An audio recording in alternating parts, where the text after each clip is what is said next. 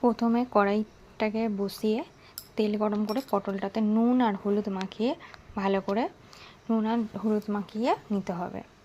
তারপরে কড়াইতে আস্তে আস্তে পটলগুলোকে দিয়ে ভালো করে ভাজা ভাজা করে নিতে হবে।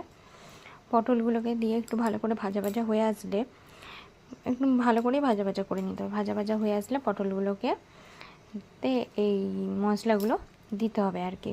প্রথমেরটা আছে টক দই, তারপরেরটা হচ্ছে কাঁচা লঙ্কা বাটা আর টমেটো বাটা আর হচ্ছে মগজদানা বাটা, আর এইটা হচ্ছে 2 চামচ আদা রসুন বাটা। না, আদা রসুনটা দিতে হবে কারণ নিরামিষ তো, ওই জন্যে আদা রসুনটা দিতে হবে, পেঁয়াজ দেবে না। তারপরে ভালো করে ভাজা ভাজা করে নিতে হবে। তাই এটা কাঁচা লঙ্কা টক দই বাটা দিয়ে ভালো করে নাড়াচাড়া করে নিতে হবে, ভালো করেই নাড়াচাড়া করে নিতে হবে। তারপরে এতে একটু নুন, একটু মিষ্টি মানে চিনি ভালো করে দিয়ে একটুখানি ভাজা ভাজা করে নিতে হবে।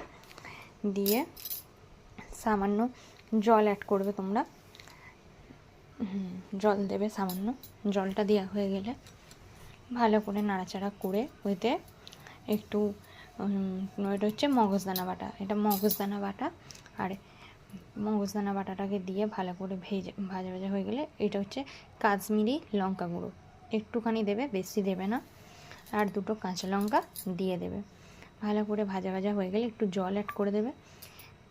এই যে টক দই একটু দেবে তার মধ্যে, হ্যাঁ এই যে টক দই দেবে। টক দই দিয়ে ভালো করে নাড়াচাড়া করে নিলে তারপরে আস্তে আস্তে পটলগুলো দিয়ে দেবে। আমি ভিডিওটা ওখানে পটলটার দিতে ভুলে গিয়েছিলাম। তারপরে উপর থেকে আরেকটু টক দই দিয়ে দেবে, দিয়ে ভালো করে এটাকে ফুটিয়ে নেবে। ফুটানো হয়ে গেলে ওইতে একটু জলও দেবে। এই যে একটু গরম মশলা দিয়ে দিলেই নিরামিষ পটলের